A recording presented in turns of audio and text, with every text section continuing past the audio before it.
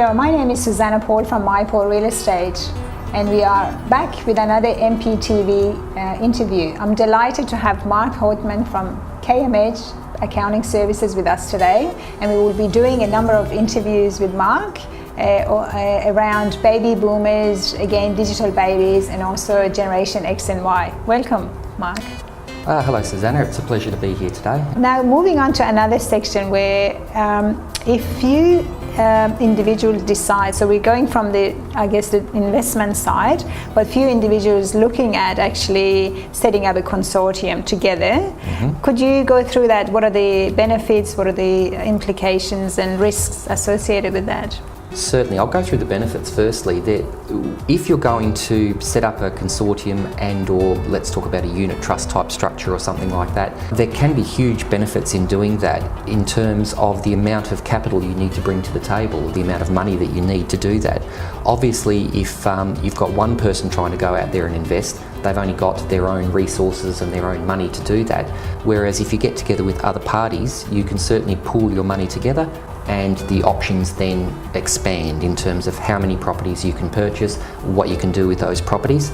And I think the other part that comes into that is the holding costs on those properties. If you were simply doing something on your individual investment side and you had to borrow the money to do that, you could find yourself paying a lot of interest in terms of holding costs if you had to hold that investment for a longer period. Whereas if you had the situation where you've only put in a small amount of money and or other parties have put in that money, the borrowing costs or interest costs can be a lot lower, and it means you have the ability to hold that property and take longer on the development.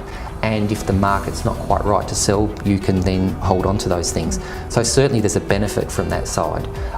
And in terms of risk, yes, you can mitigate risk slightly by having a consortium of people, because it means you might only bring $100,000 to the table rather than $1 million to the table, as the case may be. And so your risk is lowered because you only risk the $100,000. With property, of course, when you sell the property, you will always get some of your money back. But if things go pear-shaped, hopefully they wouldn't, but if things go pear-shaped, it's always good to have that sort of risk coverage. There's a flip side to that, and there are problems that can occur when you have people as a group investing as a group.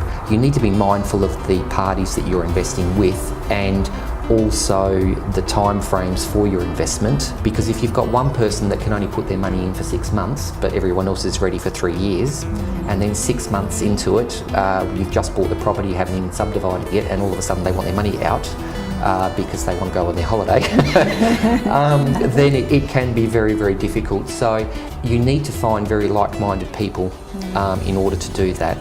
The next part that would be with that from a risk perspective, not only do you need to be on the same page, but you need to have the same investment goals in mind. Is it a good idea? The answer is it depends on the parties involved.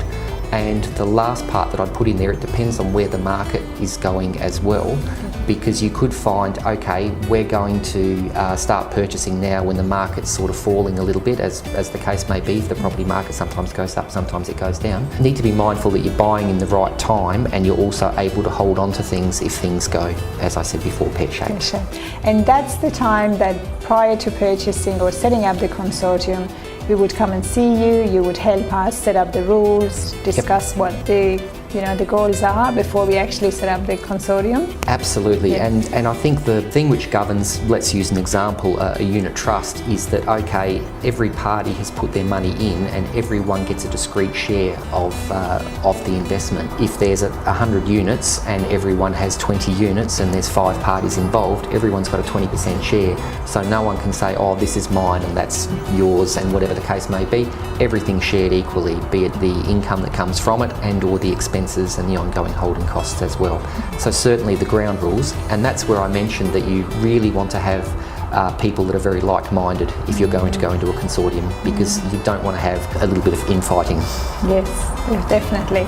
I'd like to thank you for your time and for this valuable information. It is a little bit complicated what we're discussing, but there are people that are doing it every day, developing, building, getting into that business without getting proper advice. So it is useful that people get that information.